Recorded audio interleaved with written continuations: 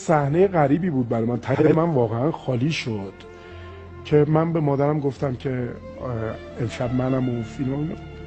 خیلی نگاه ناامید کننده‌ای به من کرد مادرم که مثلا این بود تهش. من ببین اصلا راضی نبود، انگار که در اون لحظه من خودم این کارو کرده بودم و هرچی من میگفتم فیلمه مادرم نمیپذیرفت. چی بود دقیقاً اون تیکر برام بگی؟ من زمانی که این تیر رو پرتاب کرد مادرم واقعا گفت الهی دستت بشکنه.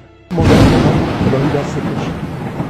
بعد که من یادآوری کردم گفتم که با ما که نیستی مادر، این فیلمه، این فیلم من نقشش رو بازی کردم و اینا.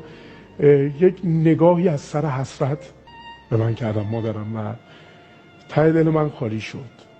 البته خب مادر من خیلی ساده دله تو این